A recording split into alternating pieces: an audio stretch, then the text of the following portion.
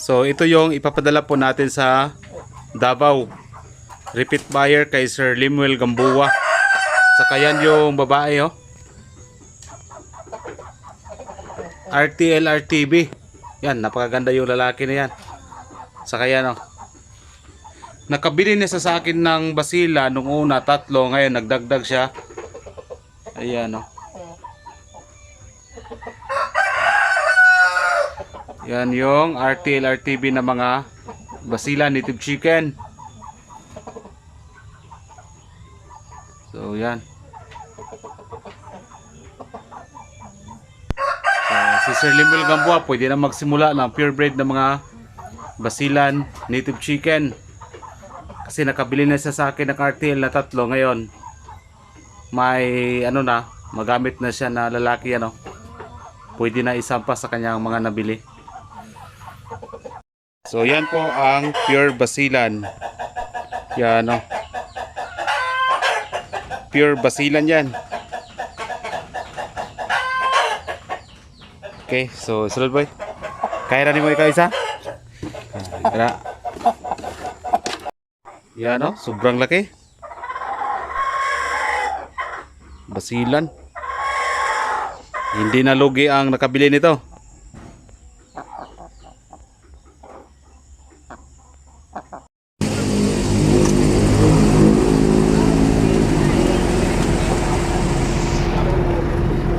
Eh, Bira. Okay na, okay na.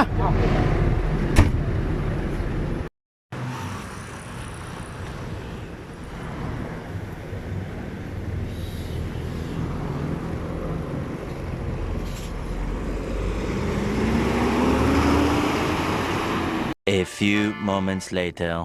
Ani nila dire sir kay kusog lang gini sila mangitlog. Kusog sila mangitlog ni nga sampin unya. Ang itlog ani lami sad niya. Ang nabantay nako sila sa observation ako dire sa sampin.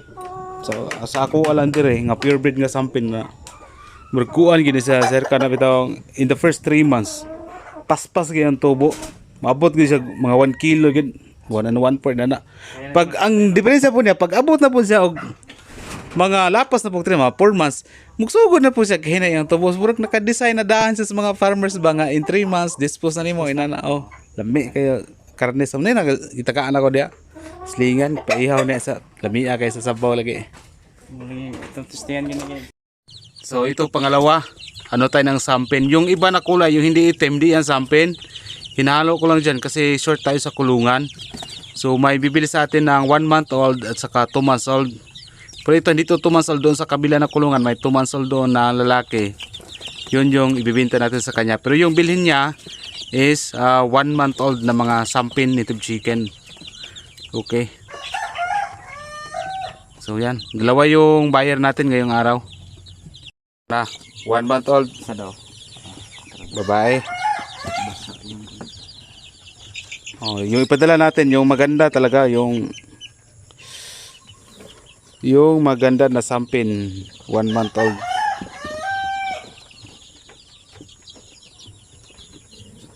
Pangalawa yan, 1 month old sampin. Okay, ipakita daw na boy, 1 month old sampin. Mahulog ya ba? Wala siguro, di siguro. Okay, try. Listen ko pa ni loob kayo. Ay, ayaw sa, di na lang siguro. So okay, marami pang natitira. Meron pa dyan. Meron pa rin dito na banda, hindi lang natin bubuksan. Meron pa doon, meron pa dyan. So ang dami nating sampin. Kaila kaning, taga inyo maning kahi mo aning incubator. Si Fan. Duro. Balay-balay makamo. Linabo. Ayaw, linabo dol ra. Kaila mo na. Laki ko ano niya. Si Fan. Pila yan sir? Ang original price niya ana burag 7,000 na. Ay, ang second price, kuha na eh, 7,000 ang sikanan palit ako ane, pero ang original price ane, 13,000 per ane zero. Mga sampin ka muna. Siparet siya, sampin. Basilan. Pag naitom dito isa, pag sampin to, naka-jump na siya. Di-jump siya dito sa pikas ba. Incubator. Ako na lang, kuanon ka ron. Bayan eh, kaya nag-agi na lum langan kayo eh. Oo. Wala nga imong bay. Langay yung bayi niya. Ay, sampin niya po ano. Oh, sampin ka po ni mga itlog Nagbaligi man. ako, itlog. Oh, nagbaligi ako. Itong niagi ka. Kuhan ka ko sa Leyte. Pila imong banana. Tag 40 naman akong ataga na, sir. Sa mga sampin na. Pareha na nagpares. Pero supposed to be di ko gabaligi og fertile eggs. Naman yung uban nga interesado yung kayong mo mamuhi ginani nga manok bagay. Panagsaon na biya.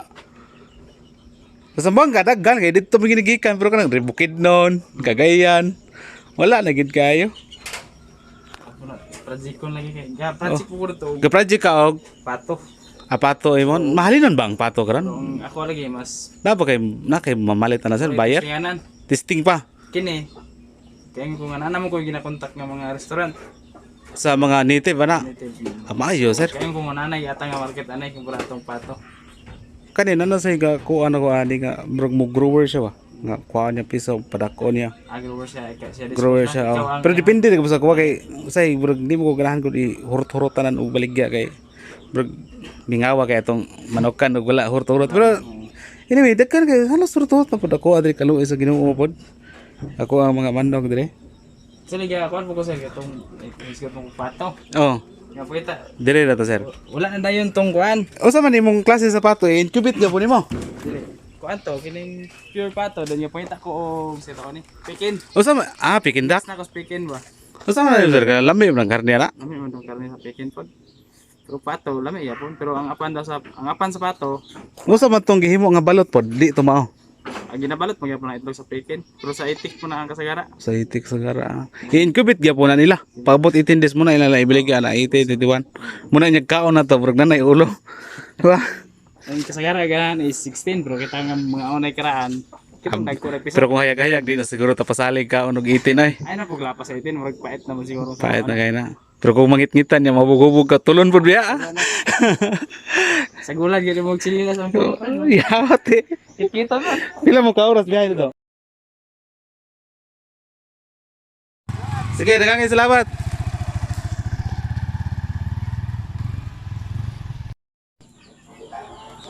So yun, tapos na tayo no sa pag-deliver ng ating mga manok padabaw, tapos yung isa buti lang pinipick up.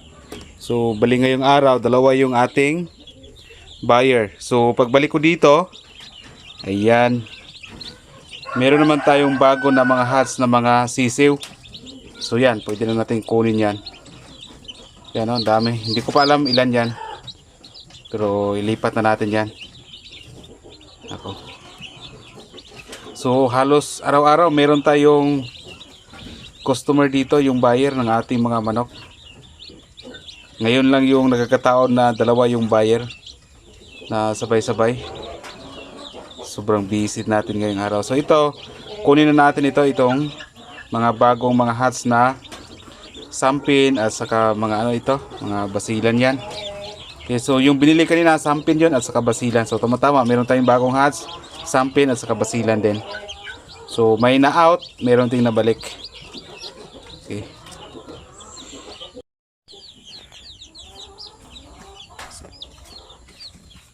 So yan, dami nila. Sampin, basilan. Ipapaboy, pila dito? Kana. 5. 5.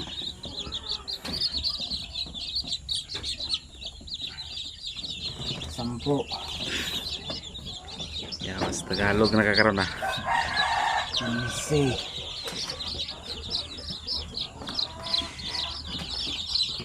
20. Uban na nangamatay, nagtuloy na uban. Grabe ning uban ng gahi oh. Lumos na kay. Lumos na no.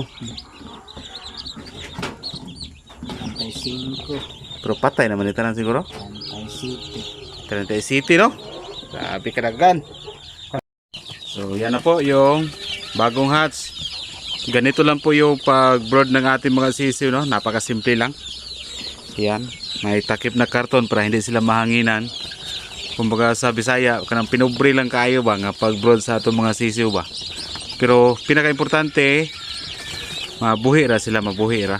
But okay ang ato ang pag-brood sila kay ang ano naman yung iba na mga sisiw natin nabuhay naman sila. Kaya no.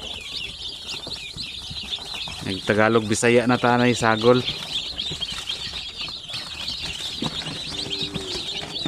So ngayong araw may nabawas, mas marami ang nadagdag.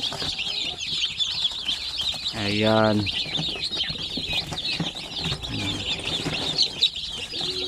Okay.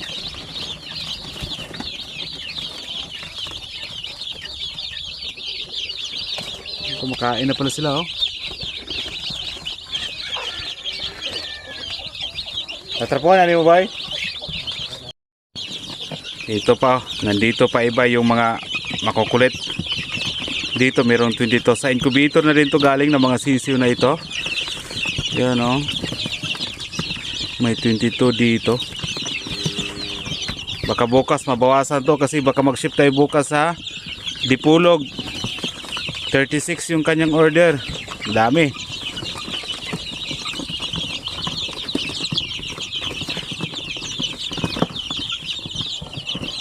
So ito, okay naman po yung pag-brood ng ating mga sisiyo yan, no? Healthy naman sila lahat. Out of 25, tatlo yung namatay. Pero so far yung iba, okay naman, walang problema.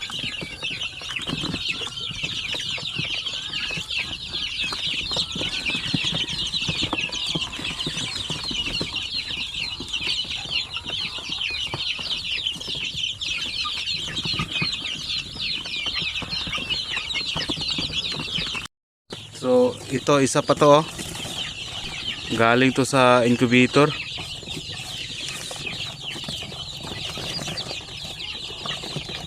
Dito mayroong mga 30. Parang nabawas 27 na lang ata to.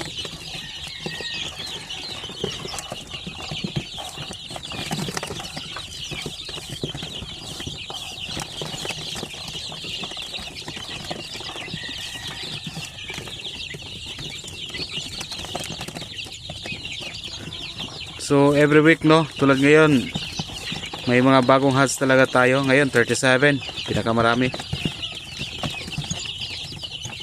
So hindi tulad sa magpalimlim ka, hindi natin alam kung kailan tayo magkaroon ng bagong mga sisiw.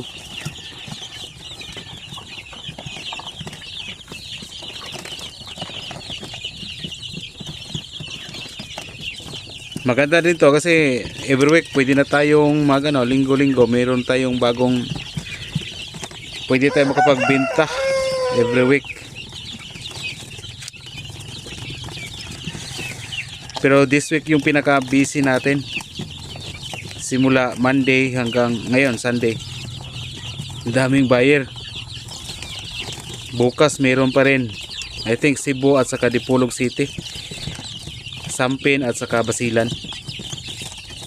Shamu Asel sa Butuan yun eh, nabili, at saka yung isa sa Davao din.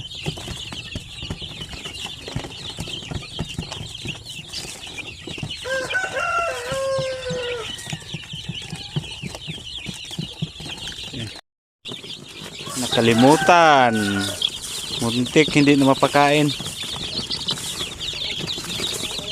gutom na.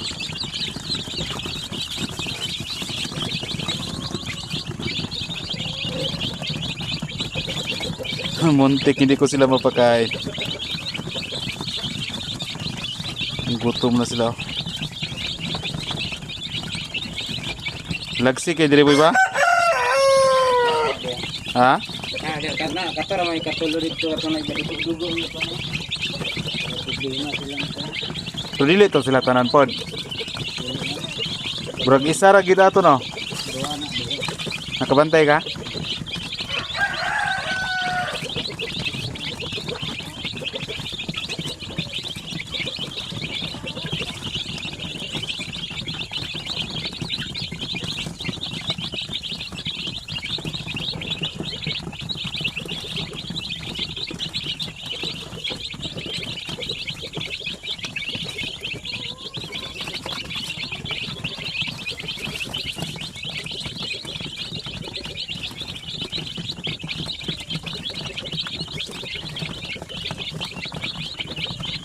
Grabe na sila kagutom.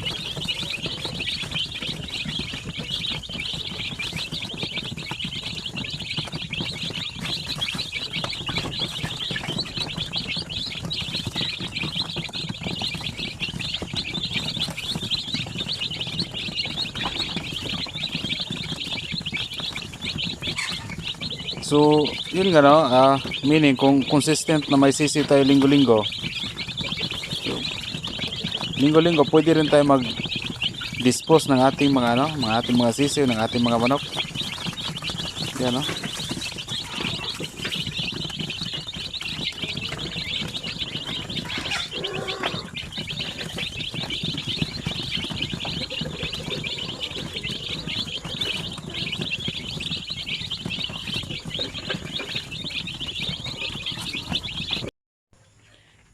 So, ngayon may bago tayong hatch.